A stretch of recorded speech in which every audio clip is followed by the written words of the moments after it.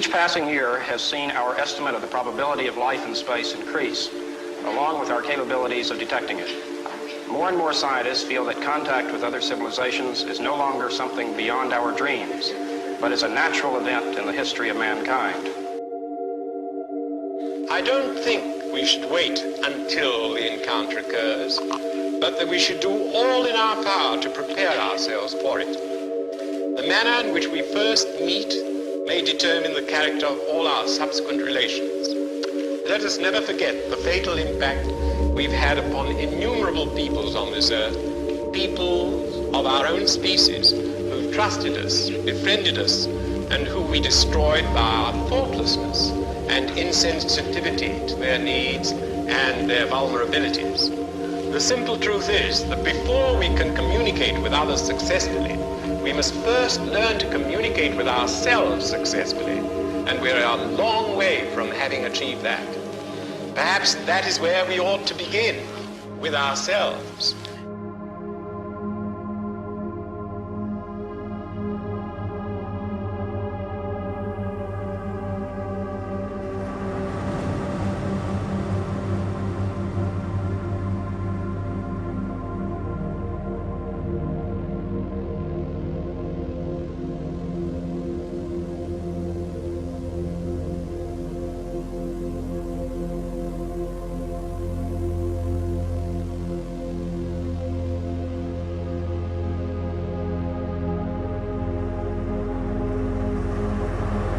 The UFO phenomena is quite an elusive topic. Despite many years of documented encounters, there is still no confirmation from any official authorities, be it mainstream science or government, that there may be something otherworldly going on. On the contrary, there's often ridicule and avoidance whenever the subject comes up. Yet most of the general public believes that extraterrestrial UFOs exist and that the government is hiding information from us. Many people have had UFO sightings themselves. However, most people also don't give it much attention or thought, believing that it doesn't really affect us anyway and that we'll deal with it once official contact has been made. But what if the UFO phenomena is not what we thought it is, but has influenced humanity and the world at large for thousands of years? What would be the implications? Our views on life and existence, science and religion, spirituality and evolution, consciousness and psychology, as well as reality as we know it, would take on a whole new understanding when looking deeper into the UFO phenomena and the possibility of a higher alien intelligence affecting our world. Maybe we're not the main show here on Earth, and maybe not even on top of the food chain. Let's not forget, not too long ago we believed that the Earth is flat. What else will we discover? In general, it is impossible to get into any discussion about this topic with people who dismiss something right away without having sincerely looked into the evidence and research. There is no point in simply discussing beliefs and set viewpoints. Discussion is only constructive when it is not limited by personal preference, beliefs, or a conditioned worldview. Open-minded objectivity is essential when seeking truth.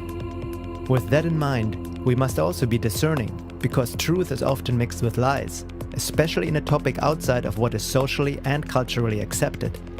It's a big swamp, but the sincere seeker who approaches the subject with a critical mind can see that, without any doubt, something otherworldly is going on and has been going on for a while. There's one important issue that needs to be considered when dealing with such fringe topics: our own level of cultural conditioning. Many people project a certain typical image on the extraterrestrial phenomena based on Hollywood movies and sci-fi literature, which mostly tends to humanize intelligent alien beings in some way and keeps it on a very physical level, with aliens supposedly coming from another planet and acting out human qualities. What we see in the mainstream does affect how we view this topic, even if only unconsciously. The conditioning through official culture which has fictionalized this topic is deep and far-reaching. It cannot be underestimated. The question is, how to separate truth from lies? How can we find out what is really going on in this elusive field? What do we really know, and what do we just believe or assume? We should never underestimate the trap of wishful thinking and denial. Looking at it all with what the Buddhists call beginner's mind helps in the process of revealing the truth. No preconceived ideas or assumptions, but simply looking at it as it is, cross-referencing the data and research out there, using logic and intuition alike, separating disinformation from reliable information, slowly putting together the pieces of this puzzle. It is obviously a topic where no one has the whole picture, and there's still much to discover. But at one point, when you have a certain amount of pieces, you can start to see an image arising.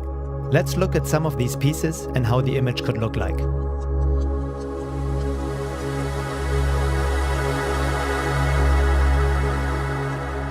When it comes to well-documented UFO cases, especially involving government and military documents, there's one book to point out, and that is Richard Dolan's UFOs and the National Security State, The Chronology of a Cover-Up. Dolan comes from an academic background, giving him the much-needed critical but open mind when researching such matters. He holds an MA in History from the University of Rochester and a BA in History from Alfred University. Prior to his interest in anomalous phenomena, Dolan studied US Cold War strategy, Soviet history, and international diplomacy. UFOs and the National Security State is a historical narrative of the national security dimensions of the UFO phenomenon from 1941 to the present. Included are the records of more than 50 military bases relating to violations of sensitive airspace by unknown objects, demonstrating that the US military has taken the topic of UFOs seriously indeed. Some believe that UFOs are just developed Nazi technology or secret military projects but have nothing ET-like to them. Others explain UFOs with Jungian psychology as a projection of our collective. For anyone who doubts that the UFO phenomena is real needs to read this book. It is well documented and clearly shows that the government and military are very aware of the UFO issue and do not have a handle on it.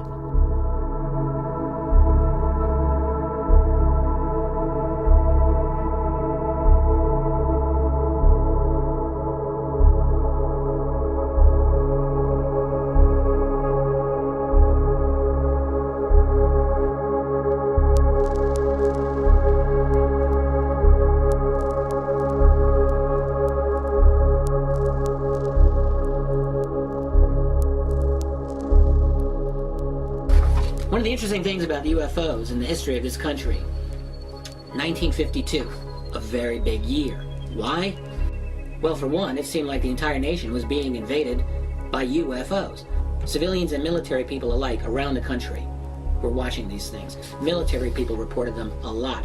This is a memo from the Director of Scientific Intelligence for the CIA to the Director of the agency, Walter Beadle Smith, in December 1952, and this is what it says. At this time, the reports of incidents convince us that there is something going on that must have immediate attention.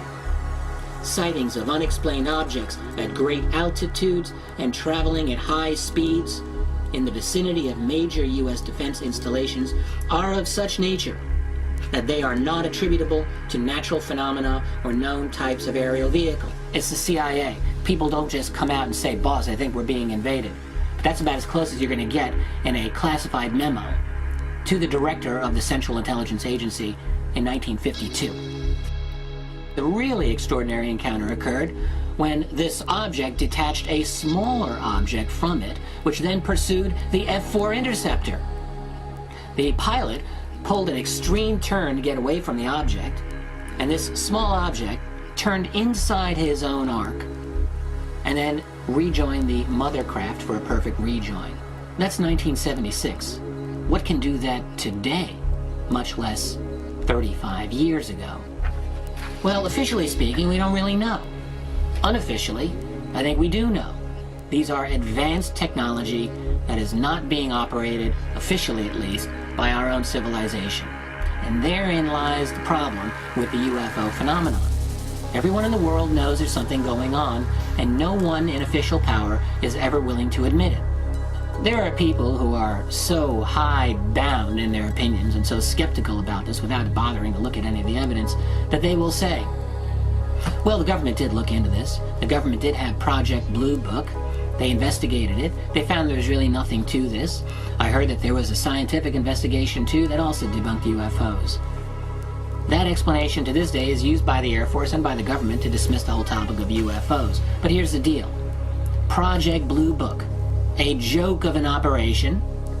I have a letter here from 1955 to the commander at Ent Air Force Base in Colorado Springs, Colorado, about UFO reports. In keeping with the purposes of the UFOB program, in this case UFOB means UFO, It is necessary to strive to reach as many case solutions as possible, thereby reducing the percentage of unknowns to a bare minimum. Not a minimum, a bare minimum. As pointed out in the UFOB guide, the word solution cannot always be used in the scientific sense when dealing with UFOBs. For this purpose, it must more often mean that a given case meets a given hypothesis. If it looks like it might be a flock of birds, you don't have to bother investigating, just put down birds and it's solved. And we're told that they investigated a total of 12,618 sightings and only 701 remained unidentified. Look, I'll tell you right now, those people didn't do one investigation that was worth a damn. That is the scientific foundation, if you can believe it, as to why your government continues to this day to deny that there is a UFO reality worth investigating. Dolan also examines the rising of a national security state or military-industrial complex independent of official government supervision, as well as the issue of disinformation and counterintelligence programs COINTELPRO, designed to deliberately spread false information in order to keep the public away from the truth. Compartmentalization is the name of the game, on a need-to-know basis. That's how secrecy works.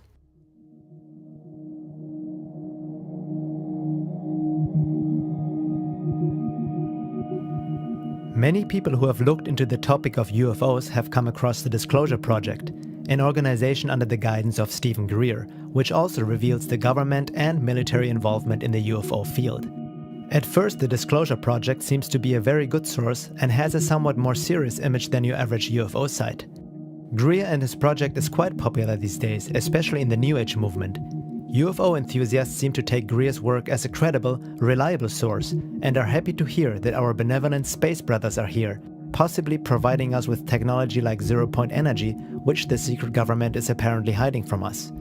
According to Greer, we are also threatening the aliens and a possible contact scenario because of our space weapon program.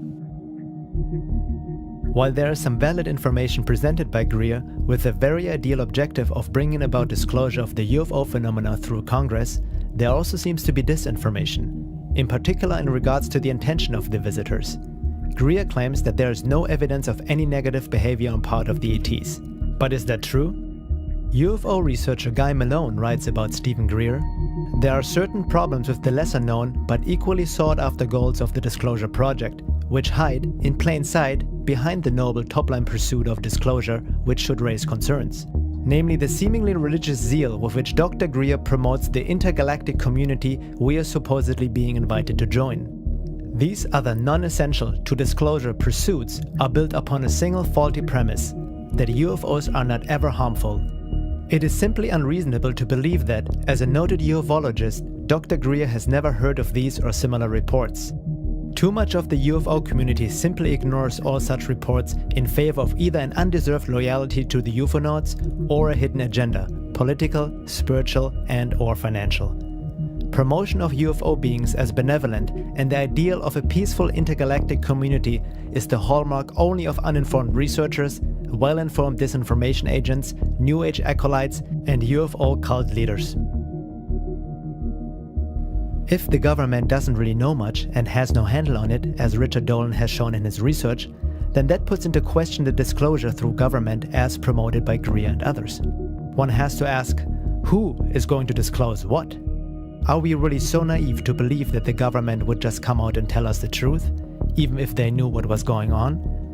Sincere researchers in the UFO field are starting to look through Greer's agenda more and more, as his claims do not hold up to the data uncovered. Could Greer be a disinformation agent in classic COINTELPRO fashion? Laura Knight-Yajic writes about Greer in her book, The Secret History of the World. In the present day, we have Stephen Greer's Disclosure Project. Based on the mail I get, it seems that many in the New Age UFO community think that this is a great and novel idea. However, history shows that it has been tried before. The one thing about Greer's effort that suggests it is just more and better COINTELPRO is his attachment to the aliens are here to help us idea, which is directly contradicted by history. In regards to secrecy of the UFO issue, referring to Dolan's work, she writes, This brings us back to the problem of the secret state and its agenda. Some people believe that this secrecy is absolutely essential. They say that the public simply could not handle the truth about aliens. They say that there is no reason to spoil people's lives with the truth because there's nothing that the average person could do about it anyway. Is that really true? Would there be so much effort to conceal the alien agenda if disclosure of the truth wasn't harmful to that agenda? Dolan's chronological history of the actual interaction between UFOs and the public and the corresponding behavior of the military, the intelligence community, the media, the scientific community in its interaction with the public make this abundantly clear.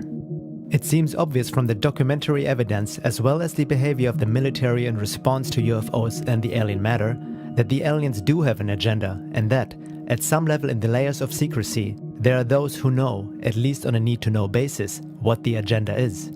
It seems abundantly evident that the secrecy has been enjoined on this group by the aliens themselves.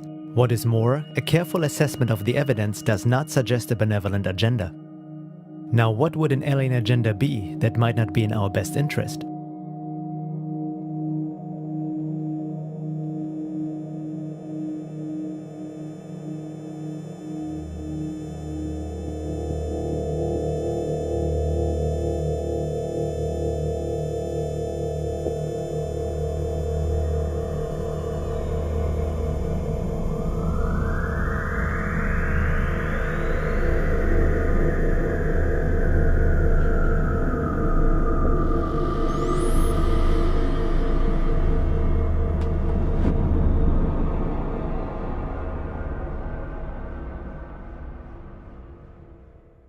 A very important issue, which Stephen Greer and many supporters of the benevolent alien scenario seem to completely miss, distort, or deny, is the topic of alien abductions. For the layman who has never looked into it seriously, it may be a topic to make fun of, making jokes about anal probing and such, but anyone who has ever researched that field in more depth knows that the picture is not very funny. There is a high strangeness to this whole abduction phenomena which is hard to explain. Many abductions are not that obvious and can only be retraced through hypnosis, as the aliens seem to have an ability to mind control the abductee, erase memory, manipulate space and time, as well as implant certain thoughts, emotions, everything from bliss to indifference, and even false memories of what really went on in an abduction. This happens through the use of a hyperspace technology that makes our technology look like the Stone Age.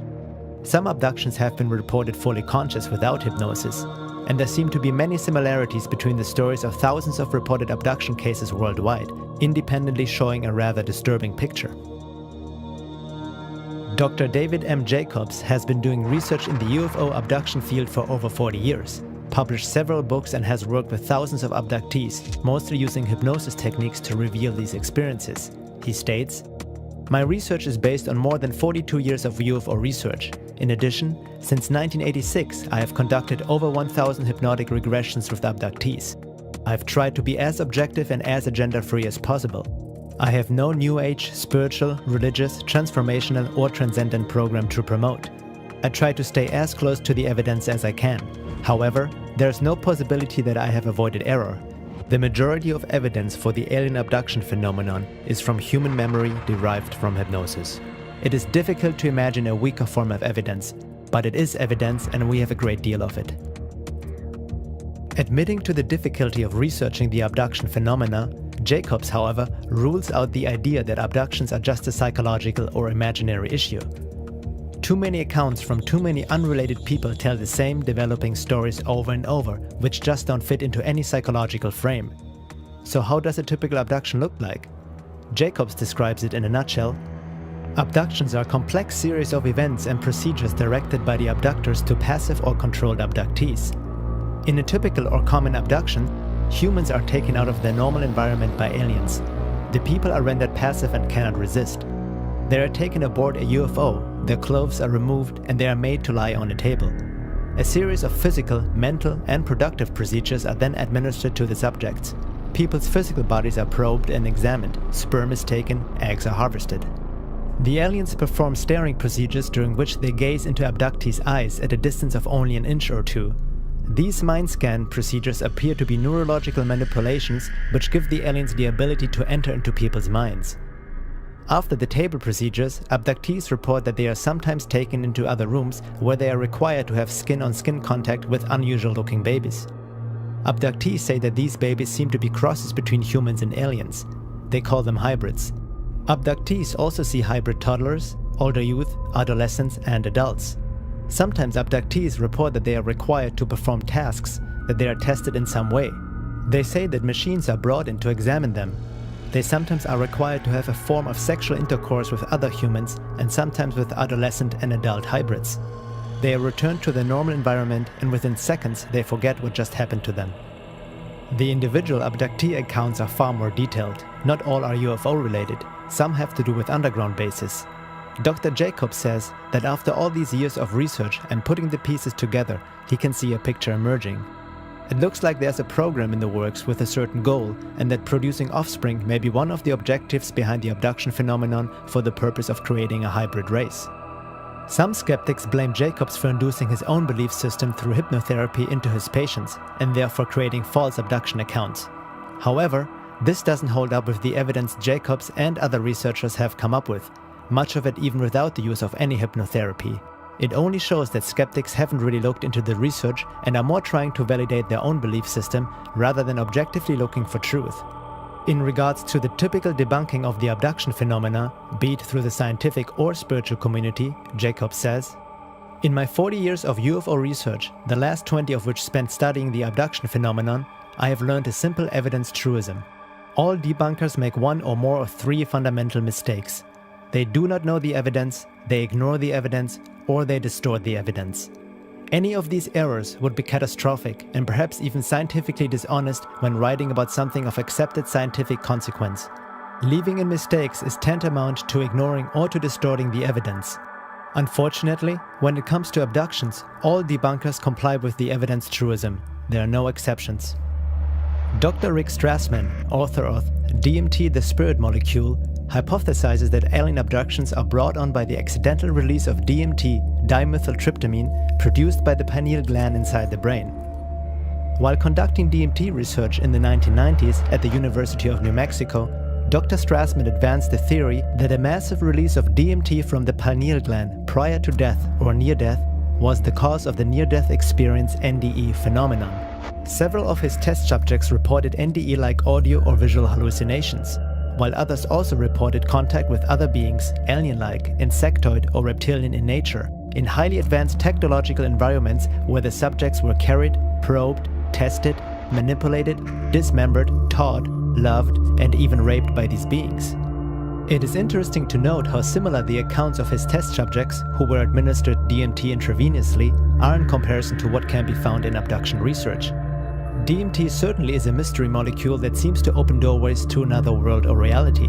However, Strassman's theory that abduction experiences are brought on by the accidental release of DMT seems to be short-sighted when taking a closer look into the alien abduction scenario. A respected researcher and abductee herself had been Dr. Carla Turner. She authored 3 books on the abduction phenomenon: Into the Fringe, Taken, and Masquerade of Angels. She died of a strange fast-acting cancer in 1996 after being threatened for her work. She was just 48 years old. Dr. Turner confirmed the work of Jacobs and others. However, she thinks that the creation of a hybrid race is not the whole picture, as there are many cases of abductions that show different behaviors and agendas. She really must have struck a chord, as she was harassed by agents and military alike throughout her life until her death. According to her research, Dr. Turner believes that humans are being used as a resource by these aliens in many ways.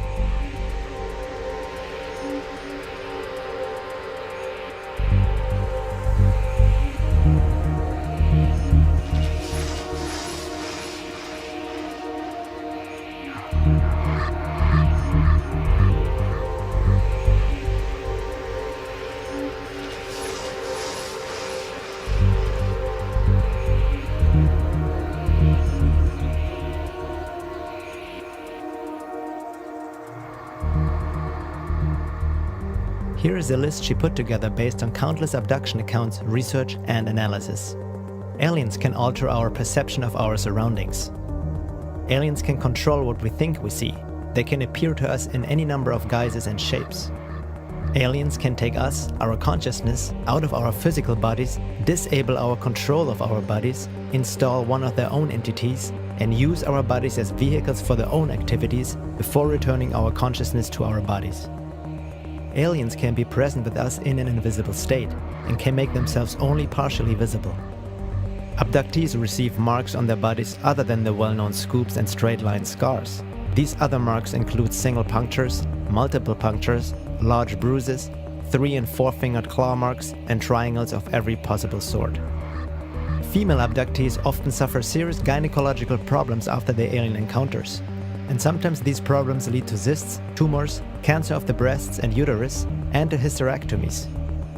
Aliens take body fluids from our necks, spines, blood veins, joints such as knees and wrists and other places. They also inject unknown fluids into various parts of our bodies. A surprising number of abductees suffer from serious illnesses they didn't have before their encounters. These have led to surgery, debilitation, and even death from causes the doctors can't identify. Some abductees experience a degeneration of their mental, social, and spiritual well-being. Excessive behavior frequently erupts, such as drug abuse, alcoholism, overeating, and promiscuity. Strange obsessions develop and cause the disruption of normal life and the destruction of personal relationships. Aliens show a great interest in adult sexuality, child sexuality, and in inflicting physical pain on abductees. Abductees recall being instructed and trained by aliens. This training may be in the form of verbal or telepathic lessons, slideshows, or actual hands-on instruction in the operation of alien technology. Abductees report being taken to facilities in which they encounter not only aliens, but also normal-looking humans, sometimes in military uniforms, working with the alien captors. Abductees often encounter more than one sort of alien during an experience, not just the greys. Every possible combination of grey, reptoid, insectoid, blonde, and widow's peak have been seen during single abductions, aboard the same craft or in the same facility. Abductees report being taken to underground facilities where they see grotesque hybrid creatures, nurseries of hybrid humanoid fetuses and vats of colored liquid filled with parts of human bodies.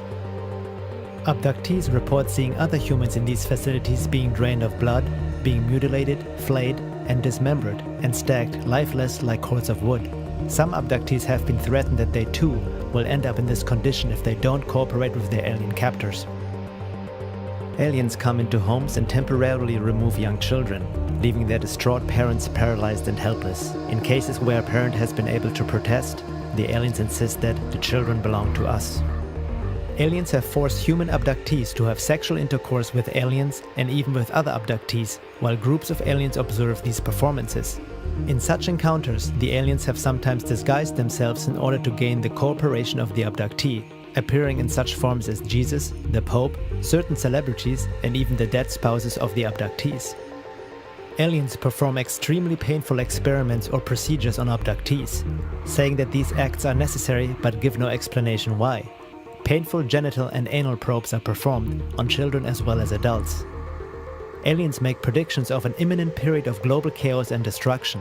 They say that a certain number of humans will be rescued from the planet in order to continue the species, either on another planet or back on Earth after the destruction is over. Many abductees report they don't believe their alien captors and foresee instead a much more sinister use of the rescued humans.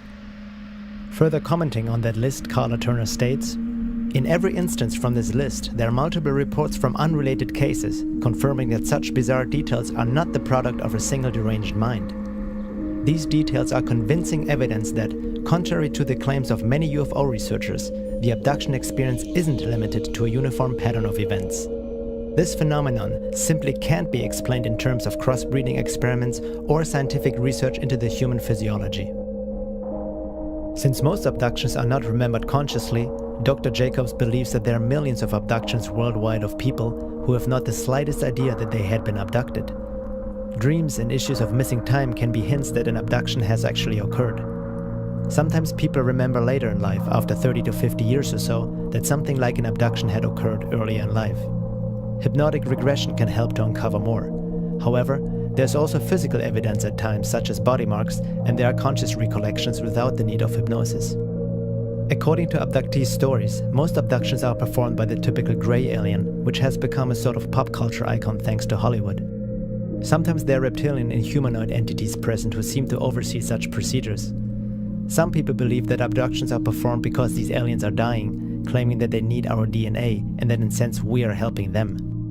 On the other hand, some supporters of the benevolent alien scenario suggest that abductions and genetic manipulation of humans happen on purpose for our benefit in order to upgrade our DNA for the shift.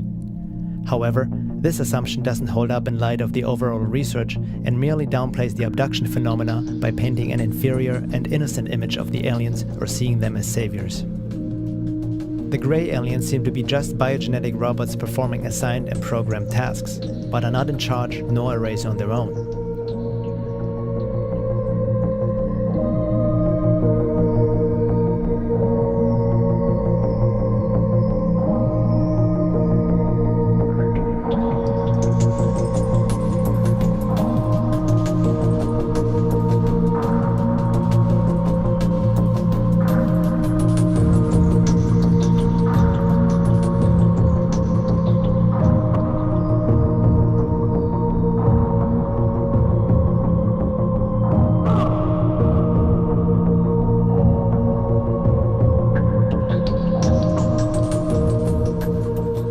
Greys have a tiny mouth slit, a resemblance of a nose and ears, but there's no suggestion that they use 5 sensory perception, eat, breathe, or use speech like humans do.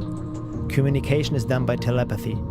Dr. Jacobs also believes that the gray alien is a product of human-alien genetic manipulation, and the reason why mouth, ears, and nose have a regressed, underdeveloped appearance is simply because they are not used as a human would use them.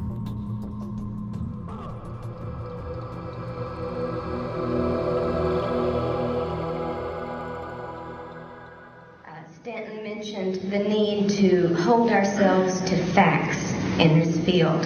And I think that is extremely important. We should repeat that 10 times a day as we go through the work in this area. The problem, of course, with the abduction phenomena, as with a lot of ufology, is that the nature of the alien activity is designed deliberately to keep us from having much in the way of concrete evidence.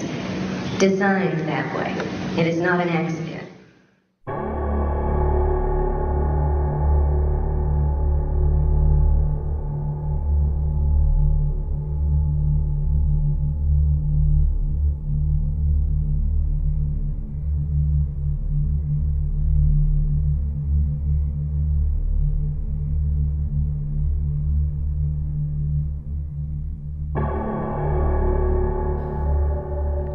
It seems that the secret government and military-industrial complex, which is in possession of alien technology and is involved with these non-terrestrial forces on some level, is not fully in control, but are themselves duped by these visitors.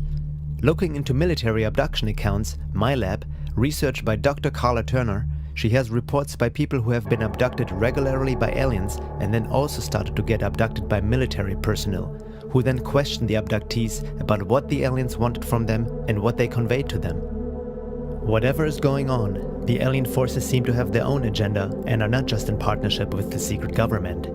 Deception is the name of the game, not only through the military-industrial complex, but also through the aliens themselves. Military abductions are happening, but they seem to have a different purpose than what Stephen Greer suggested. He believes that all abductions are simply staged by the military to give the aliens' entities a bad name. Abductions, in my assessment of this, there is no question there is an abduction phenomenon, and it is not, as has been argued by some people, most notably Dr. Stephen Greer, simply a military phenomenon. In fact, I think it's irresponsible to make this argument. There is something... Yes, you can clap for that. It boggles my mind, to be perfectly candid here, that a researcher can make such a blanket statement. You have a phenomenon that's gone on globally for a long time. You have individuals that are describing highly consistent things in terms of their abduction experience. And I don't know what else it can be other than a kind of religious-like zeal that can cause a person blindly to say the only abductions that occur are military. This I find indefensible. And I think that a careful review of the evidence certainly leads to that conclusion. Abductees and contactees seem to get duped by their alien friends as well, being told they are special and they have certain important functions to perform in the coming future. Some abductees claim that they have given permission for abduction through the unconscious mind and have developed a kind of a Stockholm syndrome, worshipping their abductors. What needs to be kept in mind is that these beings are able to create virtual realities, trigger emotions, and implant thoughts. I believe now that the reported and confirmed details in all of these reports are strong evidence against accepting consciously recalled alien encounter reports at face value because of the illusion capabilities, because of the screens, and because of the virtual reality technology that we have witnessed being manifest by these entities. I believe that if we build our theories on such information, the consciously reported information only, we're building on sand, on illusions that the aliens create for us, and I think to confuse and mislead us. Now, this is not to say, however, that all alien encounters are virtual reality events, because there is also plenty of very strong evidence for the physical nature of many of these encounters.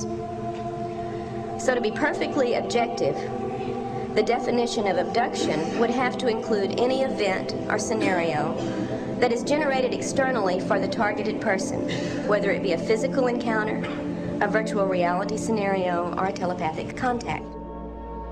Some people reported they felt this love when they had a UFO sighting. Well, looking a bit deeper into it all, a supposed feeling of love is by no means an indication that these are benevolent beings, considering they seem to be able to induce emotional states into humans at will. We can easily be emotionally manipulated, and we can be very impressionable beings. Movies are a good example of how sound and vision alone can make us laugh, cry, or be scared, let alone what hyperspace technology might be capable of that is clearly far superior than anything known to man. They can play any scenario to make the abductee feel as if it is a spiritual experience. Hence, many contactees claim these alien beings are benevolent, despite the fact that abductions happen against their free will to begin with. In order to fully grasp the topic of abductions, we need to let go of what we think is or is not possible, while watching our conditioned mind, which tries to explain away such experiences with basic cultural approved psychology or New Age spirituality. It is very important to understand the high strangeness of the UFO and alien phenomena. People who haven't really looked into it carefully paint pictures too fast, asking how all this could be possible on such a grand scale without anyone really noticing. They don't realize that a lot of this is a non-physical phenomena, dealing with a high intelligence life form who might be a bit smarter than us humans and don't think like a human, that is able to pop in and out of 3D physicality, transcending time and space. They can insert thoughts, memories, emotions, and change appearances, such as past loved ones, Jesus, the Virgin Mary, Santa Claus, a Pleiadian, and so on, depending on the belief system of the abductee. This is further documented in Dr. Carla Turner's books Masquerade of Angels and Into the Fringe. In one case that I recount in Into the Fringe, James had mostly conscious recollections and almost no hypnosis. He remembered being drawn into the proximity of a beautiful Pleiadian woman who was very alluring and tender and almost seductive. She wanted him to come into her embrace. When he got into the embrace and thought she was going to kiss him, she disappeared entirely, and what was left in her place was a purplish-black, bumpy, almost slimy-looking character with fairly asymmetrical features. I have encountered the same type of creature in a couple of other cases. The entity was very strong. Instead of embracing James, the creature threw him down on the ground and shoved a 2-foot-long tube down his throat, into his stomach, and pulled up stomach juices. The next day, he still had some of the bile taste. The interior of his throat was sore, and he discovered claw marks around both sides of his neck where he had been held down. Laura Nadjajek writes in The High Strangeness of Dimensions, Densities, and the Process of Alien Abduction. Another disturbing factor that emerged from my research was that these beings, whether demons, vampires, or aliens, seem to have the ability to control our thoughts to a certain extent, our physical bodies, the weather, and even events in our lives. Many people reported that their abductors were benevolent beings, but when we consider all the factors of the big picture of the phenomena, it seems that such stories of benevolence may be misleading. The first matter is the intrinsic deception at the heart of this agenda. And that's something that's become clearer with every new report that surfaces. Whether we choose to call it screen memory, telepathic mind control, technological mind control, or virtual reality scenarios, the entities involved in the abduction phenomenon employ masterful illusory capabilities. And I don't think the importance of this fact can be stressed strongly enough. It must affect all of our thinking and our research when it comes to these alien-human contacts. When we talk about the possibility of an alien race of high intelligence that exists outside our range of perception on a higher density, it doesn't mean that they are automatically spiritually evolved or loving angels. This also doesn't imply that there aren't any benevolent beings on higher realms of existence. However, there is a heavy romanticizing of the alien UFO phenomena going on based on wishful thinking and assumption. Not many people actually question the intentions of these beings. Dimensions are lateral and infinite, and densities are vertical and only 7. Okay. And density refers as much to state of awareness, because obviously if you're in a higher density, you're more aware of the multiple dimensions on the density below you. And as you go up, this just increases, because we as human beings are extraordinarily aware of, many creatures inhabiting the animal kingdom and the world around us, the natural world and so forth. So we're aware of many dimensions below us. And we'd have to say that these higher dimensional or higher density beings have the same perspective on us that we have on, and that's kind of a scary thought, especially if you realize that they may not have your best interest at heart. And just as the farmer has a lot of awareness of the many dimensions of his herd of cows, he knows them very well because he knows which ones he's going to butcher to have and put in his freezer. Could there not be the possibility that there is an alien intelligence that has been around far longer than we imagine, and who may look at us like we look at and use in many ways lower life forms on this planet as a resource and even as food? Food doesn't have to be physical, and these beings seem to feed off our emotions and energy.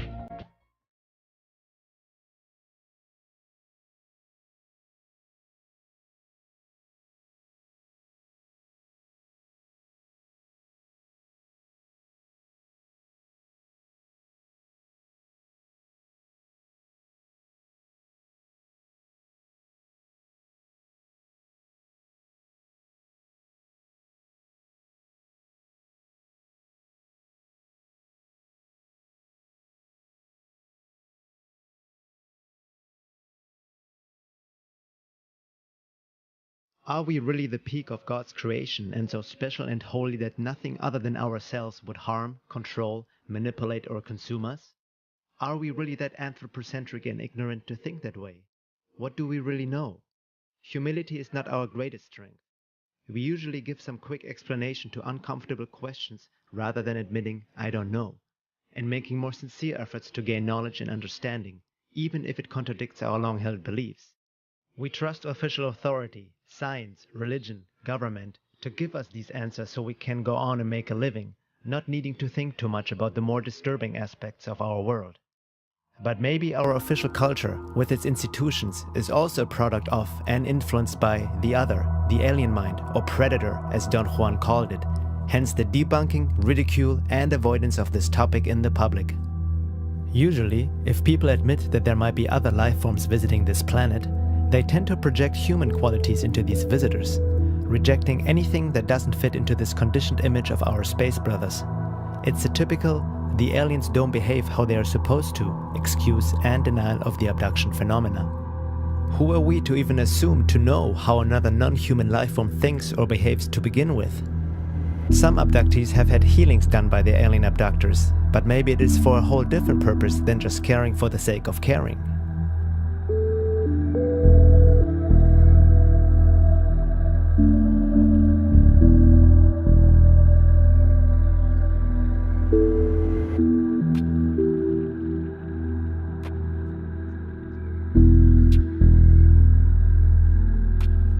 A common explanation in New Age circles is that abductees attract these experiences to them, based on the popular law of attraction and create your own reality concepts, sometimes claiming it's their karma.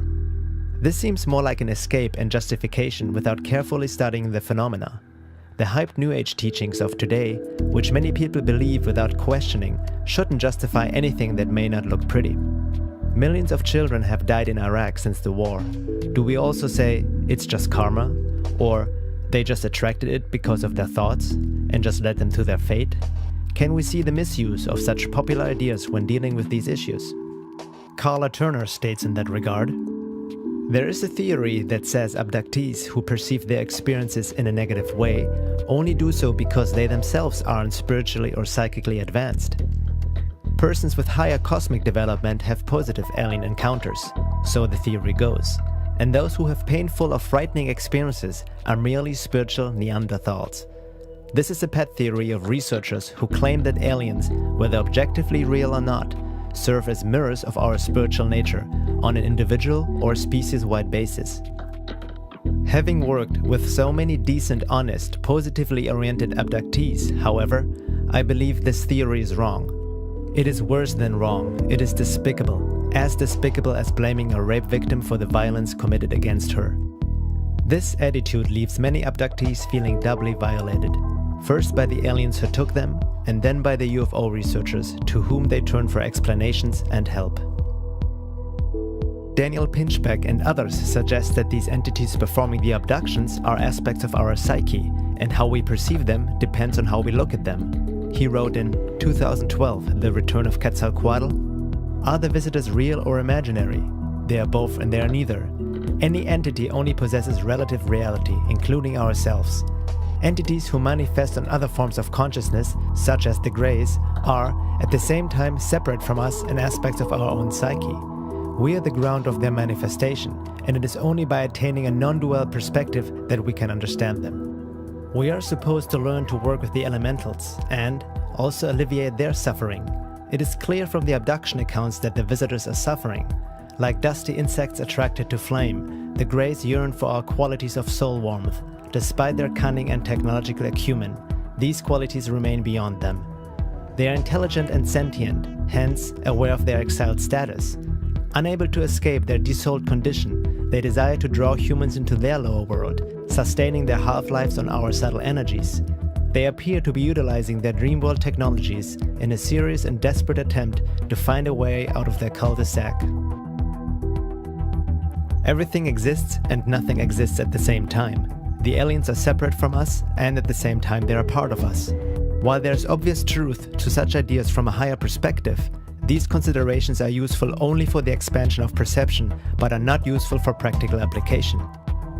By simply dismissing strange aspects of reality as existing and not existing at the same time, or separate from us and at the same time part of us, is to generalize life with oversimplified spiritual perspectives such as everything is an illusion or we are all one. There is a danger to philosophize and essentially buffer up the issue without seeing the limitations of such higher truths in our state of being and existence. In general, there seems a tendency in the New Age arena and certain progressive conscious movements to come to an oversimplified application of spirituality and quantum mechanics. Also, by defaulting to the assumption that the Grey aliens are beings who suffer and crave what we have, Pinchbeck and others ignore much of the evidence and research that show quite a different picture. Looking at what Dr. Carla Turner and other abduction researchers have found out, it seems more likely that the Grey alien is as much suffering and yearning for our soul warmth as a robot performing certain tasks. The Grey aliens don't seem to be in charge, but are being used as biogenetic working drones by other more powerful beings such as reptilians or insectoids, who oversee the procedures and who actually seem to be able to plug into a Grey alien and work or see through them. Implanted screen memories can also hide and distort of what an abductee has really experienced and paint a false image of what the Greys really are. Screen memories may be unusually vivid dreams, recollections of meeting spirits, or even of friendly interaction with aliens. Hypnosis can get past screen memories to uncover another layer of experience, which is most often less agreeable. I remember just lying there, trying to relax. I'd opened my eyes, I seen a red light flowing across the ceiling, which it almost looked like the Aurora Borealis. Dan and Joyce Aarons say the room was dark except for the unusual light, which they describe as about 4 or 5 feet in diameter. They say it hovered over the baby's crib at the foot of their bed where their 1-year-old daughter Heather slept. Dan says that when he tried to get up, he found himself immobilized. That was the most frightening feeling I guess I've ever had in my whole life, is not being able to move. I was screaming for him to help me because I couldn't move. And I didn't know that he was paralyzed too. And we both sat up in the bed at the same time. And I said, "What the hell was that?" Dan agreed to an on-camera hypnosis session with Carpenter, during which he revisited that memorable night in 1976, the night he saw the red light over the baby's crib. This time, under hypnosis, he remembers more. He recalls cowering in the corner of his bed as he watched alien beings take his daughter Heather from her crib. He went to the crib. He went to the crib. Picked her up. Uh-huh. I can't move. You can't move. You don't have any control over what's happening.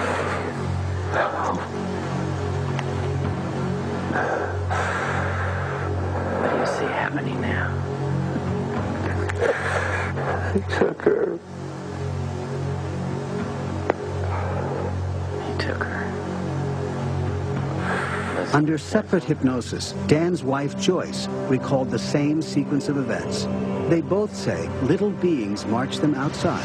Together, the family was floated onto a spaceship. I never wanted it to happen to my children. I didn't realize until later that it had. But when they took her, I couldn't do anything. Abductions start as early as infancy and can occur till late in life. Some people have been abducted hundreds of times. Many abductees are living in fear, not knowing when the next taking will happen, not being able to prevent it, not being able to talk about it for obvious ridicule in the public. Many need to even hide these experiences from their families. Some are so utterly confused that they go mad, even committing suicide. Carla Turner suggested a number of steps abductees could take in the face of alien provocation. Educate yourself about the phenomenon. There is some control in knowledge. Let go of fear. It is through fear that negative entities maintain control. Anger is a more effective defense than fear. Abductees should be aware of how they are reacting. They should learn to step out of themselves and to maintain perspective. Maintain a good quality of life. Be realistic about what can and cannot be done. Stay close to your family.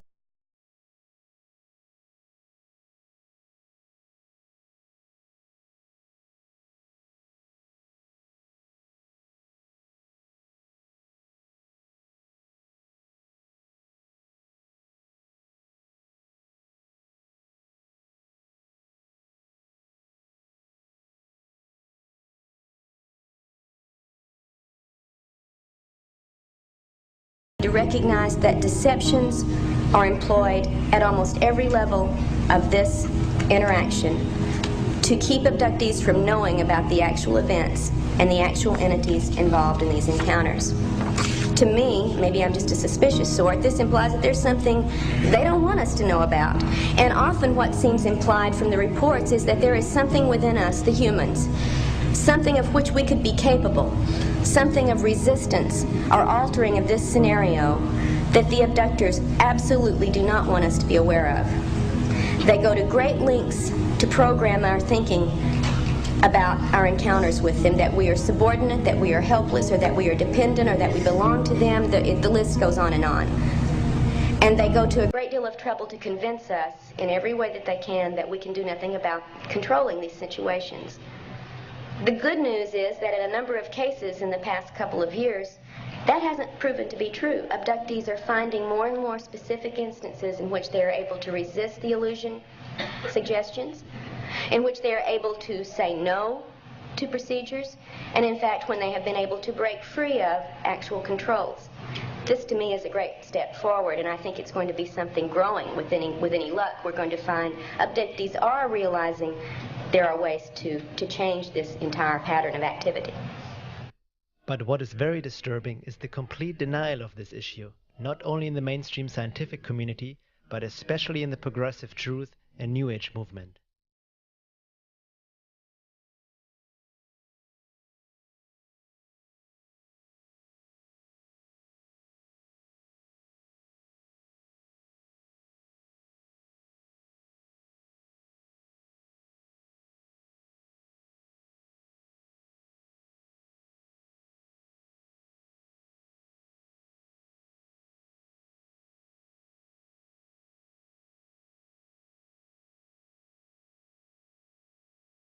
The topic of alien abductions is mostly treated as if it is non-existent, and that is the best way to keep a secret.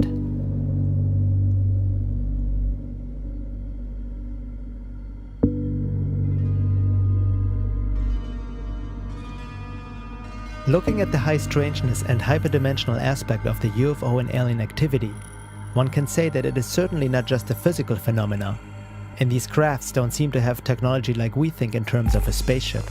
After all, who says that these aliens come from another planet anyway? While NASA's looking for organic life on Mars, the real show is already happening right here, and has been for a long time. Contact has been already made, but it is not how we thought it would have happened. Maybe our physical world is just embedded in what longtime UFO researcher, scientist and astronomer Dr. Jacques Vallée calls a control system. If we look at the world from an informational point of view, and if we consider the many complex ways in which time and space may be structured, the old idea of space travel and interplanetary craft, to which most technologists are still clinging, appears not only obsolete, but ludicrous. Indeed, modern physics has already bypassed it, offering a very different interpretation of what an extraterrestrial system might look like. I believe there is a system around us that transcends time as it transcends space. The system may well be able to locate itself in outer space, but its manifestations are not spacecraft in the ordinary nuts and bolts sense.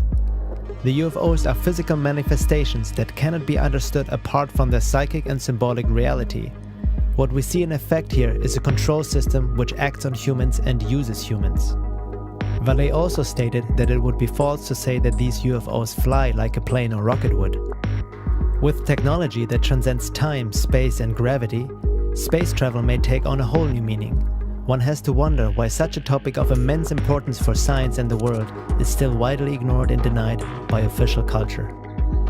Abduction and UFO researcher James Bartley explains, "Unfortunately, the human race has been poorly served by the scientific community. This should come as no surprise, considering the disproportionate amount of funding the scientific community receives from tax-exempt foundations, multinational corporations, the Department of Energy, and the Pentagon, just to name a few. To provide such funding and then encourage real scientific study of UFOs would defeat the purpose of the long-standing, well-documented debunking and disinformation campaign against UFO reality. Since scientists are conditioned and trained to discount the reality of UFOs, it is relatively easy to convince some of them to be UFO debunkers, especially if they will be paid for their debunking efforts. Scientists cannot be expected to think or behave any differently. They have been indoctrinated and are in need of funding. I have to laugh when skeptics and debunkers demand scientific proof for UFO sightings and alien abductions.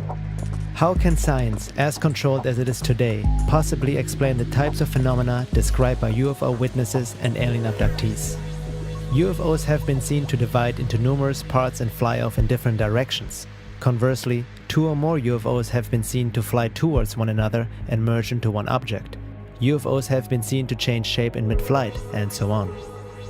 Other researchers and authors also see this phenomena not like a ET is coming from another planet scenario, but something that may have been around far longer than we imagine.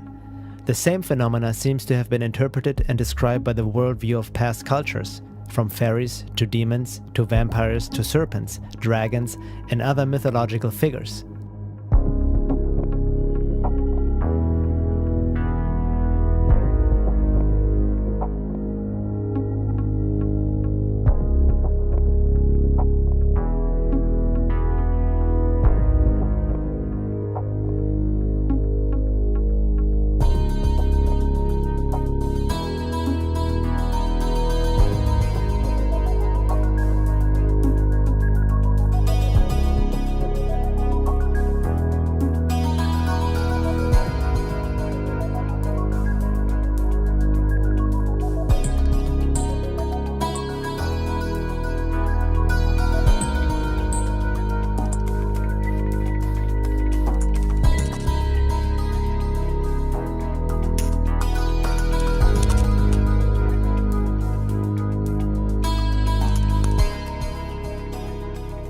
Are there any other hints in ancient history and scriptures that talk about a possible hyperdimensional control system, a paraphysical phenomena which is indigenous to planet Earth?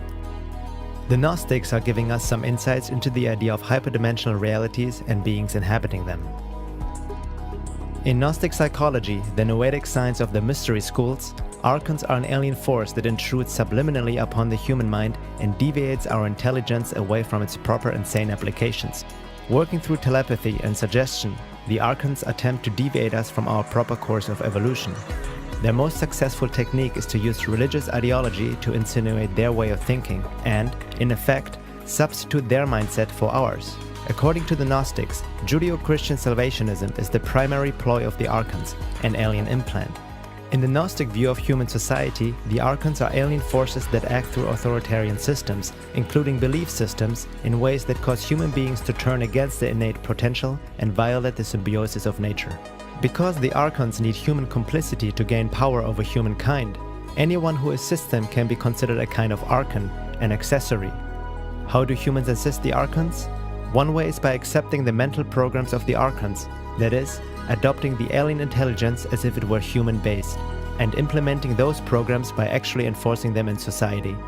Another way is by actively or passively conforming to the agenda so proposed and imposed.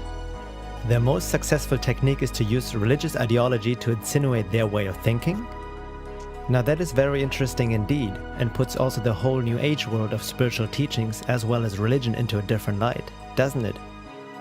The story of the archons is similar to what Don Juan talked about in The Active Side of Infinity by Carlos Castaneda. Ah, that's the universe at large, Don Juan said, incommensurable, non-linear, outside the realm of syntax. The sorcerers of ancient Mexico were the first ones to see those fleeting shadows, so they followed them around. They saw them as you're seeing them, and they saw them as energy that flows in the universe. And they did discover something transcendental. They discovered that we have a companion for life. We have a predator that came from the depths of the cosmos and took over the rule of our lives. Human beings are its prisoners. The predator is our lord and master. It has rendered us docile, helpless. If we want to protest, it suppresses our protest. If we want to act independently, it demands that we don't do so. You have arrived by your efforts alone to what the shamans of ancient Mexico called the topic of all topics. I've been beating around the bush all the time, insinuating to you that something is holding us prisoner. Indeed, we are held prisoner. That was an energetic fact for the sorcerers of ancient Mexico. Why has this predator taken over in the fashion that you're describing, Don Juan? I asked. There must be a logical explanation. There is an explanation, Don Juan replied, which is the simplest explanation in the world. They took over because we are food for them, and they squeeze us mercilessly because we are their sustenance. Just as we rear chickens in chicken coops, the predators rear us in human coops. Therefore, their food is always available to them. No, no, no, I heard myself saying. That is absurd, Don Juan. What you're saying is something monstrous. It simply can't be true, for sorcerers or for average men, or for anyone. Why not? Don Juan asked calmly. Why not? Because it infuriates you? Yes, it infuriates me, I retorted. Those claims are monstrous. I want to appeal to your analytical mind, Don Juan said. Think for a moment and tell me how you would explain the contradiction between the intelligence of man the engineer and the stupidity of his systems of beliefs, or the stupidity of his contradictory behavior. Sorcerers believe that the predators have given us our systems of beliefs, our ideas of good and evil, our social mores. They are the ones who set up our hopes and expectations and dreams of success or failure. They have given us covetousness, greed and cowardice. It is the predators who make us complacent, routinary and egomaniacal. But how can they do this, Don Juan? I asked, somehow angered further by what he was saying. Do they whisper all that in our ears while we are asleep? No, they don't do it that way. That's idiotic, Don Juan said, smiling. They are infinitely more efficient and organized than that. In order to keep us obedient and meek and weak, the predators engage themselves in a stupendous maneuver. Stupendous, of course, from the point of view of a fighting strategist. A horrendous maneuver from the point of view of those who suffer it. They gave us their mind. Do you hear me? The predators gave us their mind, which becomes our mind. The predator's mind is baroque, contradictory, morose, filled with the fear of being discovered any minute now. I know that even though you have never suffered hunger, you have food anxiety. which is none other than the anxiety of the predator who fears that any moment now its maneuver is going to be uncovered and food is going to be denied. Through the mind, which after all is their mind, the predators inject into the lives of human beings whatever is convenient for them, and they ensure, in this manner, a degree of security to act as a buffer against their fear. Looking at Don Juan's words in the light of what we have explored so far, we should maybe put on a different lens when reading Castaneda's books, no matter if Don Juan was real or not, as some people like to argue over. They contain a great amount of esoteric knowledge when read in the right context, much of it resembling Gurdjieff's fourth way teachings. Our reality might indeed be controlled by denizens of a higher reality. Gurdjieff refers to them in the story of the evil magician, cited by Ouspensky in Search of the Miraculous. There is an Eastern tale which speaks about a very rich magician who had a great many sheep. But at the same time, this magician was very mean. He did not want to hire shepherds, nor did he want to erect a fence about the pasture where his sheep were grazing. The sheep consequently often wandered into the forest, fell into ravines, and so on. And above all, they ran away, for they knew that the magician wanted their flesh and skins, and this they did not like. At last the magician found a remedy. He hypnotized his sheep and suggested to them first of all that they were immortal, and that no harm was being done to them when they were skinned, that, on the contrary, it would be very good for them and even pleasant. Secondly, he suggested that the magician was a good master who loved his flock, so much that he was ready to do anything in the world for them. And in the third place, he suggested to them that if anything at all were going to happen to them, it was not going to happen just then, at any rate not that day, and therefore they had no need to think about it. Further, the magician suggested to his sheep that they were not sheep at all. To some of them he suggested that they were lions, to others that they were eagles, to others that they were men, and to others that they were magicians. And after this all his cares and worries about the sheep came to an end. They never ran away again, but quietly awaited the time when the magician would require their flesh and skins. This tale is a very good illustration of man's position. The Sufi were also hinting at manipulation and deception through hyperdimensional forces, especially in regards to people seeking spiritual experiences. William Chittick wrote in The Sufi Path of Knowledge, "Nowadays most people interested in the spirituality of the East desire the experience, though they may call what they are after intimate communion with God. Those familiar with the standards and norms of spiritual experience set down by disciplined paths like Sufism are usually appalled at the way Westerners seize upon any apparition from the domain outside of normal consciousness as a manifestation of the spiritual. In fact, there are innumerable realms in the unseen world, some of them far more dangerous than the worst jungles of the visible world." Al-Arabi himself said, "So preserve yourselves, my brothers, from the calamities of this place. For distinguishing it is extremely difficult. Souls find it sweet, and then within it they are duped, since they become completely enamored of it."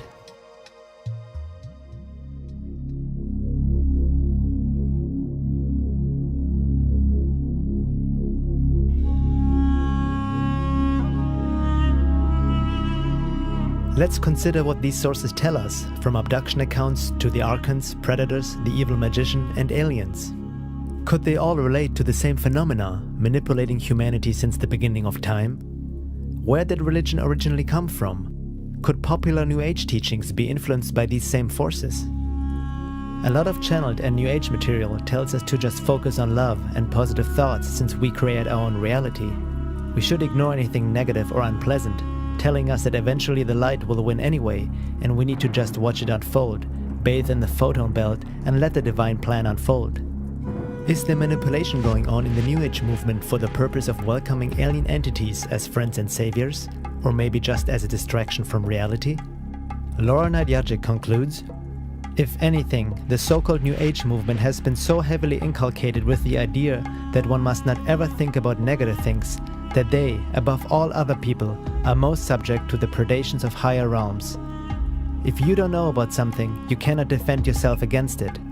The consistent deflection from the truth of the state of so-called higher realms by masses of published material over the many years suggests almost a program of disinformation.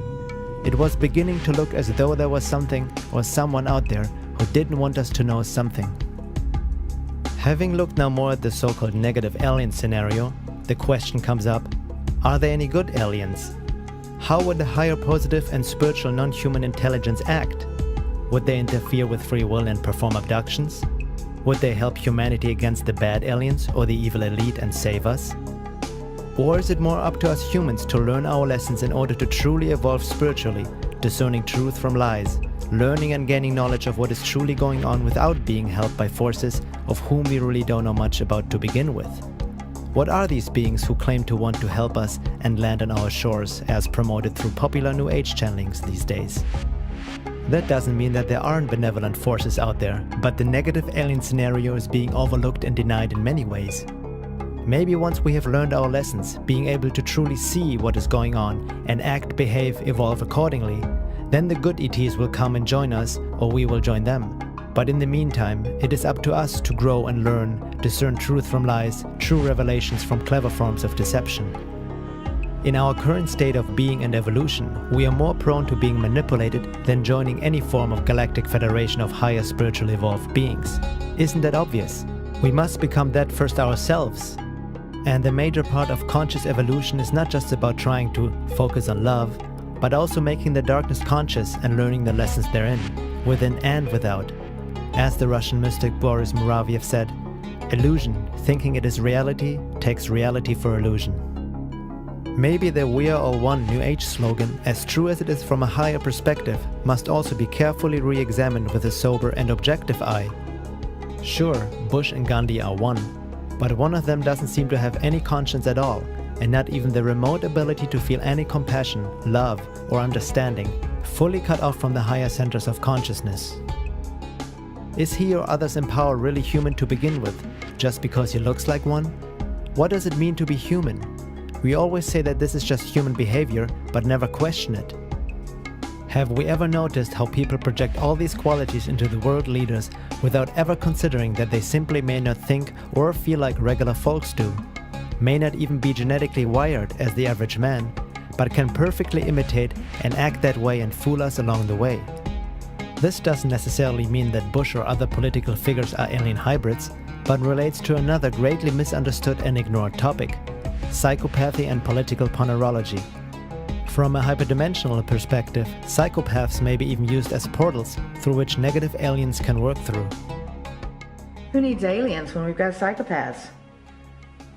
You know, I mean... But the psychopaths are being motivated by hyperdimensional beings. Yes, and also Lizzie's and Greys, right? Who are Greys on the fourth... Well, Greys are cybergenetic probes. They're not even real beings. They're like, almost like, they're like plant-like, living like robots.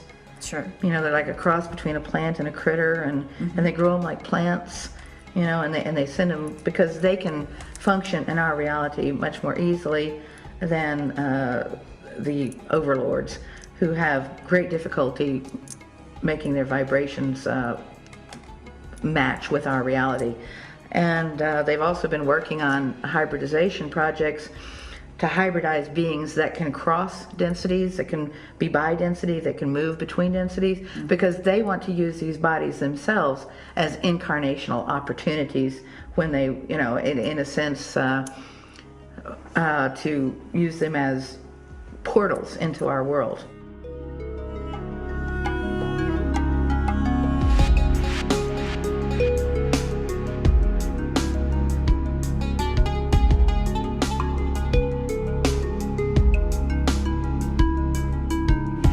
Millions of children are reported missing each year, never to be seen again.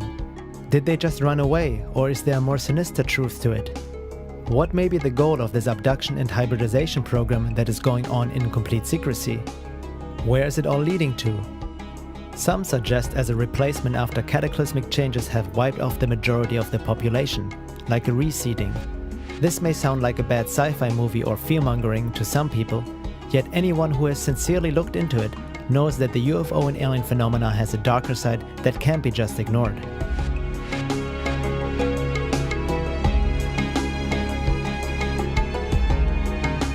It is interesting to note that if there is something presented which may not look that pretty, it is sometimes automatically judged as fear-mongering or being negative. Some people seem to mistake objectivity for negativity and wishful thinking for positivity. Most of what people see as negative or positive are their subjective projections and opinions that don't really reflect the world as it is. We're just looking at some of the pieces of the puzzle and a possible emerging picture and resulting questions we may have to ask ourselves. It's all just information. What we do with it and how we react to it, be it fear, denial, discomfort, excitement or inspiration, is up to each one of us. Discomfort in examining our fears can serve a purpose if used or applied correctly. There's a chance for healing from a shamanic and esoteric perspective. It is good to put oneself into a state of vulnerability when looking at the darker aspects of our reality or of oneself. Truly looking at it, facing it, and not giving the ego a chance to explain it all away so we can go back to our comfort zone and ultimately go back to sleep. It's not about buying into fear and panic either, but about gaining knowledge and understanding. Sometimes things need to be confronted without automatically defending our beliefs and views, allowing us to look at the world and ourselves more objectively, not only in regards to the UFO alien issue, but in many other aspects as well. That's part of the awakening process and raising consciousness. One thing is for sure, the UFO and alien phenomena is real. Non-human intelligent entities are and have been visiting Earth, most likely interacting with humanity for thousands of years. The question is now, why are they here? Do they really come from outer space and a different planet? Or are they just hiding outside our perception and have been here all along, or maybe both? There are people who suggest that all we have to do is show love and project love on these beings, and that's how we become one and enter the golden age.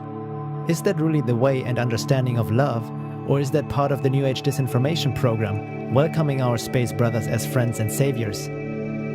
Intent is important, yes, we need to be positive and loving, but intent without really seeing what is going on objectively, separating truth from lies, essentially does more harm than any good. Isn't it interesting, as we all focus on global issues such as the environment, self-sustainability, the fake war on terror, economy, the banking system, etc., all important topics that need to be addressed and looked at, but all along, there seems to be something else going on which we totally ignore, deny, even laugh about, or try to explain away with questionable spiritual concepts or mainstream psychology. The high strangeness of UFOs, aliens, abductions, and hyperdimensional realities may hold major clues for what is happening and has happened on our planet in regards to history, the rise and fall of nations, religions, evolution, culture, wars, conspiracies, human behavior, psychology, basically humanity's existence as a whole, even potentially the very creation of it. Maybe the elite, which seems to control the world these days through government, media, military, and transnational corporations, are mere puppets to their hyperdimensional masters who have been manipulating humanity for ages. It seems to be happening before our eyes that they have been creating a ruthless race in which to incarnate themselves at the time of this upcoming macrocosmic quantum event, so that they can rule over the rest of humanity, whatever remains, in the higher density state. In other words, they want to lock this planet into their evil garden spot for them to have control and domination. They think, of course, for all of eternity. That's their plan, that's their intention. And, we would like to see that doesn't happen. We'd like to see a future freedom for people, and the seeds have said that also is possible. But the people, can't do it until they can connect together in a certain way, and they cannot connect together in a way that can block that hyperdimensional. In other words, what we want to do is we want to cut off their power supply. There are all these pathological people on our planet, and they're getting fueled by these hyperdimensional negative beings that are negative. You can't even plumb the depths of their negativity. You read about the most horrible crimes that have ever occurred committed by so-called humans on this planet, and you're getting a little bit of the picture of what their internal landscape is like. What are the implications for humanity when considering the possibility that hyperdimensional alien entities have manipulated humanity through belief systems and genetics since the beginning of time, or since the fall from Eden, as some might want to call it, all the while feeding on us energetically, emotionally, as well as physically? There are ancient accounts that hint to the reality of hyperdimensional control in alien life forms. There are cave paintings and scriptures, writing of the Gnostics and Sufi, the Native Americans, and various ancient esoteric teachings.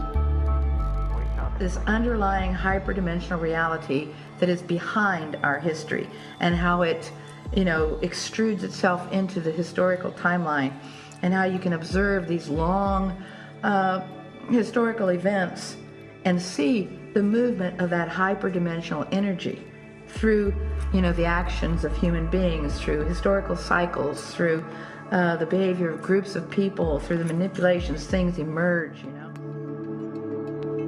This is the age of transformation, but also the age of deception. As the frequency raises on the planet, what we might be experiencing sometime in the future is an intersection of densities and the beings inhabiting them. Perhaps the aliens haven't really traveled from a distant planet, but have been here all along.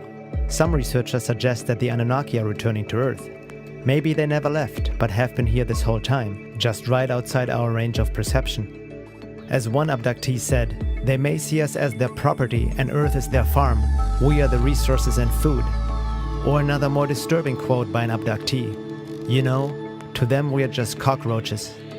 We might laugh at such statements, but millions of people are going through these experiences which the mainstream labels as psychological issues. Maybe we should give the abductees a closer listen, as well as the researchers in that field, before we look away too quickly.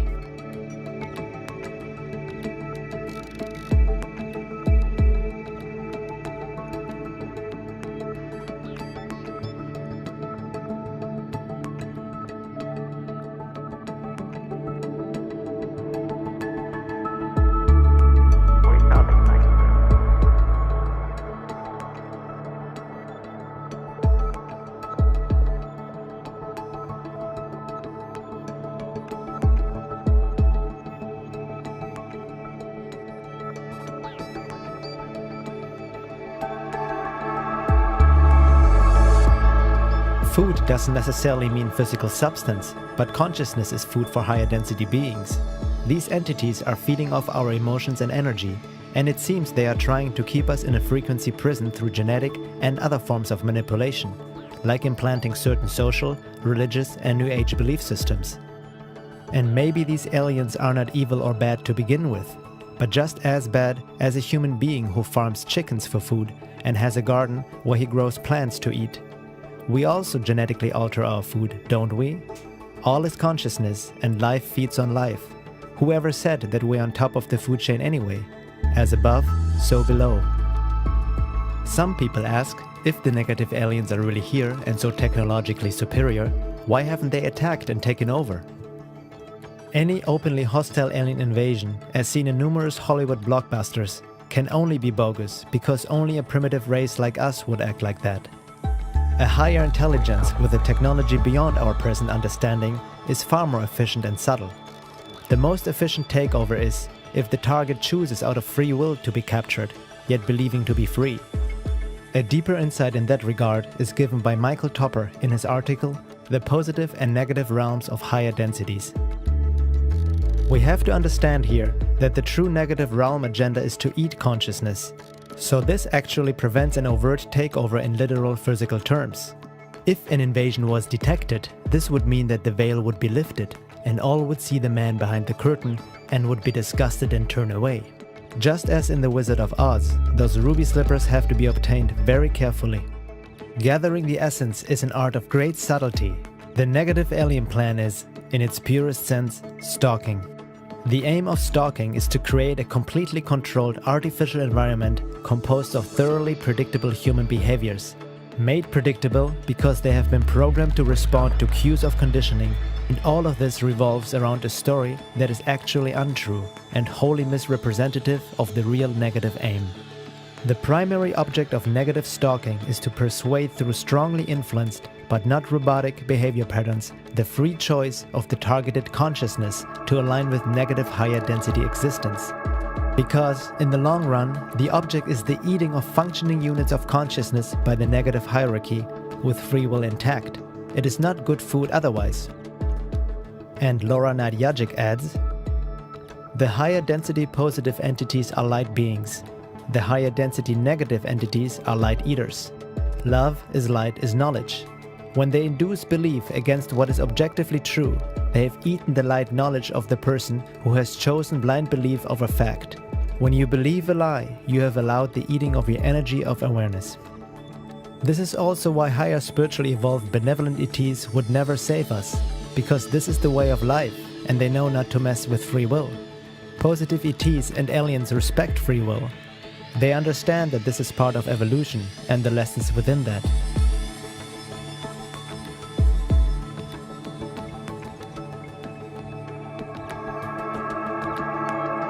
There are accounts of information and help from higher sources stating that it is up to us to discern truth from deception. Everything is part of creation. Nothing is better or worse. Evolution is a process of learning, becoming aware and conscious, gaining knowledge and hence wisdom and love. The more one can see the world as it is, objectively, as the universe sees itself, the higher the degree of awareness and state of being. Higher evolved positive alien beings may assist and guide us in more subtle ways if we're able to see and know how to listen. But the work comes down to us. No one is going to do it for us. As the saying goes, the teacher appears when the student is ready. They don't interfere with our lessons we need to learn for the sake of our own evolution, personally and collectively.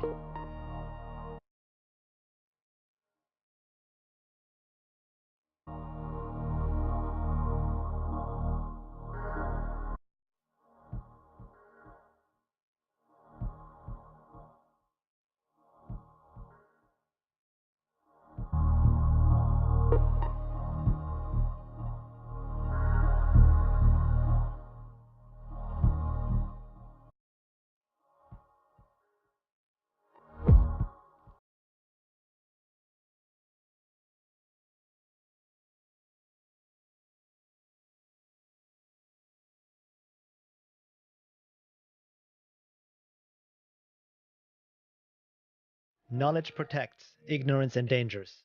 The more we gain knowledge and understanding, not simply book-smart knowledge, and the more we become objective with ourselves and the world and raise awareness, the better we can see and act accordingly. This means carefully discerning truth from lies. There is truth to certain channeled material. However, one needs to understand how to read and interpret it. Looking at what we've found out about manipulation through hyperdimensional beings, it is obvious that a lot of channeled material these days is suspect to great deception from higher sources. There are different levels and degrees of channelings, depending on many factors. The topic of channeled information needs to be examined very carefully. Higher sources may be able to contact us that way, when asked for, and when it doesn't infringe free will or interferes with the learning process of the one asking. However, who is coming through and what is the source really saying is the question. Channeled material should never be taken as fact and proof alone, but one should cross-reference it with other material and combine it with scientific research. There are some sources that actually encourage that approach and tell us that it is up to us to learn, discern and gain knowledge, hence becoming more aware and consciously engaging in the process of evolution and awakening. In that sense, we are the ones we've been waiting for, as the Hopi Indians would say, or we are our own rescue team, as another channeled source states. But just focusing on love and light and visualizing the best outcome is not going to work and actually feeds the negative agenda. This attitude may be the greatest deception and is exactly what the alien intruders want us to do. They may be behind the emerging New Age religion and New Age thought to begin with, and they seem to be taking advantage of our good nature. Who is to judge what is a good outcome to begin with? Good is a very subjective statement. What is a good outcome for the aliens might be not so good for humanity and vice versa. We need to understand our subjective limited view and perception of good and bad, dark and light, in regards to the big scheme of creation and all intelligent life within. Are we bad because we eat plants and animals? True spiritual work entails more than just focusing our attention of what is possible. It means becoming aware, and becoming aware, conscious, entails seeing the world and oneself as it is, as one is, objectively, dark and light, without rose-colored glasses on or projecting into it how we like it to be or not to be. Before we can create something new and better, we need to clearly see what is going on, in ourselves and in the world. Otherwise more damage will be done, and it's like a blind man stumbling around in the porcelain store.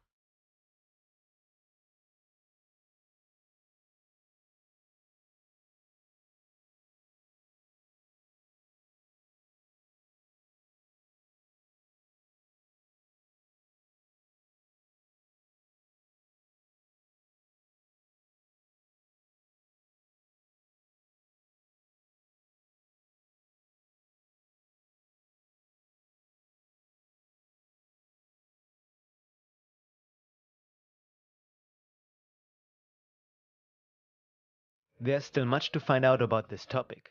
This is just some food for thought, no pun intended. However, one thing is for sure, there's already enough well-documented material out there that shows and proves the possibility of an alien agenda, which might not be quite what we have hoped for. The high strangeness and paranormal aspect of this phenomena make it very hard to study. The fact that these beings and UFOs act in stealth and secrecy with obvious intent to keep the truth away from humanity at large doesn't make the issue easier and doesn't speak well for them. One has to ask, why would benevolent beings act that way? Why would good aliens take thousands, if not millions of people against their free will? What are they really here for? In the words of Dr. Carla Turner, and it becomes clear from these details that the beings who are doing such things can be seen as spiritually enlightened, with the best interest of the human race in mind. Something else is going on, something far more painful and frightening, in many abduction encounters. As to researchers who claim that the ETs are here to help us evolve some higher consciousness, or that they're here for some other positive purpose, saving our planet, promoting world peace, etc., I challenge those researchers to incorporate anomalous data into this view. Theories are starting places for research, not proven conclusions, and UFO researchers must be willing to expand and alter their pet theories according to the data they uncover. It would be wonderful if we could shape ET experiences into something positive, but until the details of abduction encounters, all the details, are given serious consideration, I think it's dangerous to cling to theories that ignore data that will not fit. We owe it to ourselves to seek the whole truth.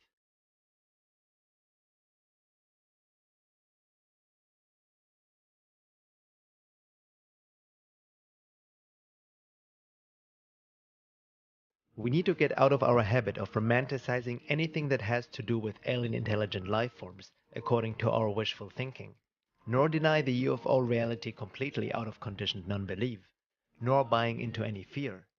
This means growing up and becoming spiritually mature, being able to look at the world as it is, the dark and the light, without preference, and understanding what dark and light really means to begin with, moving from subjectivity towards objectivity. Re-examining our beliefs and so-called spiritual knowledge we have gained over the years, which we at times just repeat without questioning. Everything from Eastern and Western religious teachings to mainstream New Age stuff and various spiritual teachers who have been on Oprah and on mainstream TV, marketing a passive, self-centered kind of spirituality to the masses in this billion-dollar heavy New Age industry. What is really going on? A true awakening or further manipulation and control? The deception in this day and age is massive and cannot be underestimated.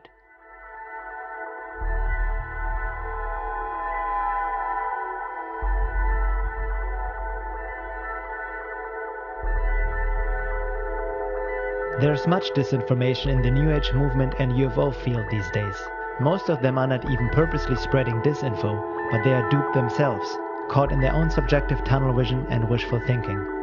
As Laura Nadjajic states, "Let me make it clear at this point that I'm convinced that a lot of honest, sincere, hard-working individuals are being duped and or controlled without being fully aware of it. From the viewpoint of esoteric work, truth and objectivity should be one's principal goal. It's interesting how the popular New Age teachings these days promote subjectivity, to just focus on the self and shut out the outside, to ignore the bad, and keep manifesting reality according to one's desires and wishes. Is this really what spirituality and conscious evolution is all about? Perhaps the popular New Age teachings and create your own reality concepts are corrupt in many ways, universal truths mixed with lies, painting a false picture of what spiritual evolution truly means, making us believe we are already God on our level to keep us in our self-inflicted prison. In this day and age of transformation and global change, it may be advisable to look more into what Don Juan called the topic of all topics: UFOs, hyperdimensional realities, and the beings inhabiting them, the magicians that play with us, our reality and consciousness. It is also not something that is just now happening. It seems to have been going on for quite a while, thousands of years. These beings are operating outside the realm of space and time, and that is exactly why the manipulation and control is so unnoticed by the general population. It transcends our comprehension and works through our own minds. It is the subtlety of this phenomena which makes the deception so hard to see, because it is already ingrained in our way of life, our culture and civilization. This also puts a big question mark on the topic of disclosure. The UFO phenomena has a strong paranormal and hyperdimensional aspect to it that can't be simply ignored. Many supporters of disclosure and exopolitics seem to ignore or oversimplify that issue.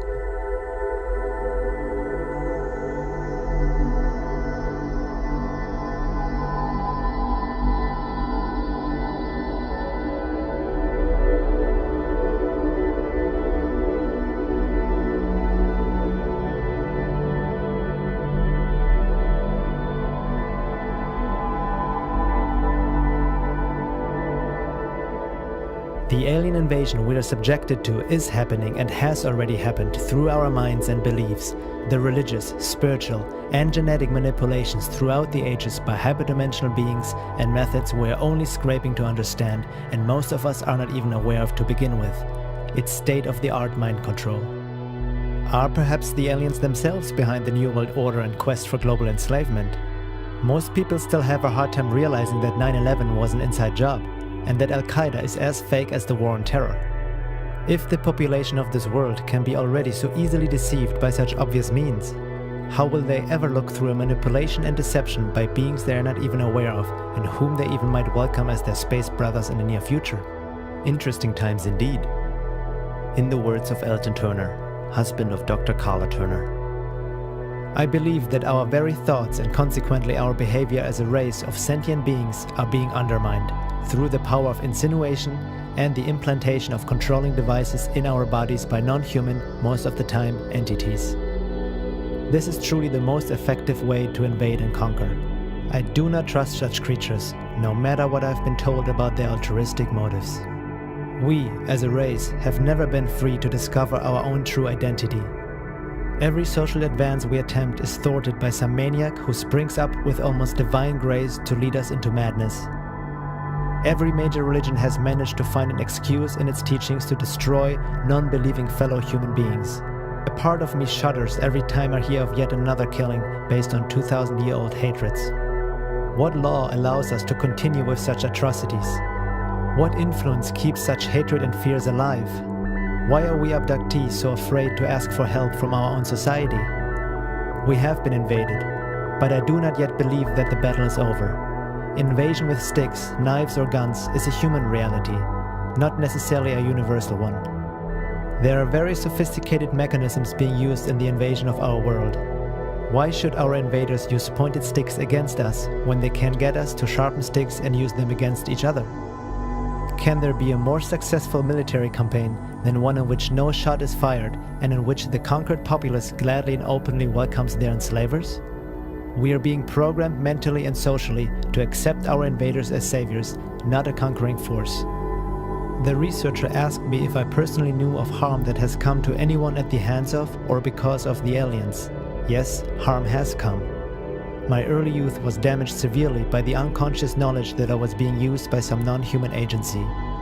It took me 40 years to recognize that the fears which guided me daily were not of my own making, and that the rebellion I constantly felt was engendered by my contempt for the powerful invisible agents that forced me to do things that I knew were wrong even as I was doing them. For example, I did not want to marry the person who became my first wife, yet I had no control over the decision. Before we were married, we were jointly abducted and subjected to severe programming. The results brought no happiness to either of us. We both starved for love and companionship, even though we tried with all our might to find them. My son was also one of their subjects and is miserable and lost. He's an artistic person with so many unknowable fears that he's paralyzed. I know of abductees murdered by mutilations, reports of which are suppressed immediately and completely, by cancers that no physician has ever seen before, and by madness that has led to suicide. In my opinion, these acts were not caused by brothers of any sort. I do not believe that all is lost, however. I have felt a guiding hand that helped me to discover happiness and inner peace amid all this chaos and misery. What I have come to understand is that that hand is only there when I take responsibility for my own happiness and do something about whatever is bothering me.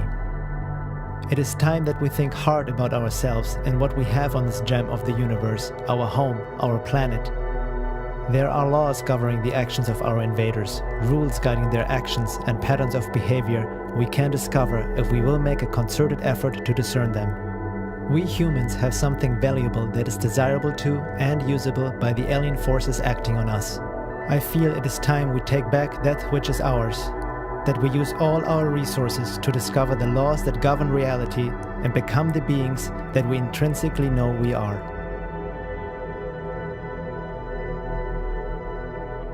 We're in a very unstable period of our history. It's like everything's bouncing around. That is exactly, in my view, the type of environment in which some monumental mistake will occur, in which the secret will come out in some way. I don't know how. I don't know what the trigger will be. It's going to happen. When, I don't know either. I predict within 10 years.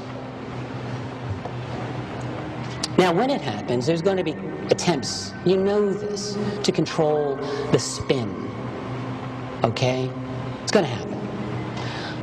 And so it's going to be our job, the job of any responsible researcher, and your job, to ensure that that does not happen. We've got to make sure that the actual truth comes out, even if it's horrible. Even if it's horrible, especially if it's horrible. There's no other way we're going to be able to deal with the reality until we learn the full import of what is going on. But there may be some extraterrestrial or interdimensional or non-human intelligences that may not be working toward our best interest. If we don't acknowledge that at least as a distinct possibility, I think we're fools. We have to, even if their intentions may not be bad. What happens to indigenous cultures when they encounter a highly technically proficient society? We know. And maybe in the long run things get better for them. I don't know, you can decide that for yourself. But the point is that we have to be vigilant against a variety of fronts here. Hope and fear. Fear is an enemy, we know this. Because when we are afraid, we react irrationally to things. We don't think through. Hope is an enemy too, though. That sounds kind of wrong, doesn't it? Everyone likes to have hope. Don't give up hope. But here's the problem with hope. Hope also deludes. We need to have a cold eye. We have to be able to look at reality in as alert and awake a fashion as we can.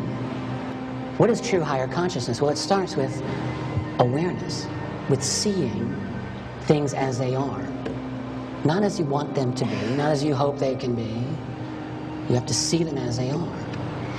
And it is only through going over that first large hurdle, I feel, that we can really attain a true higher consciousness, a true awareness in which we are awake, not asleep. No matter what the truth ultimately proves to be, we have to go for it. I mean, without it, we're like children playing with shadows. And we're ignorant, and we're certainly unempowered to deal with and confront whatever the real entities are behind this masquerade. To take it all at face value is foolish. To take none of it at face value is ridiculous. Investigations into this field there cannot be anything more important for us to be doing right now than to dig past our wishes, dig past our fears, and dig for objective reality and understanding. What is truth and what are lies in the world of UFOs, aliens, abductions, and hyperdimensional realities? We ought to make an effort to find that out. As Carla Turner said, we owe it to ourselves.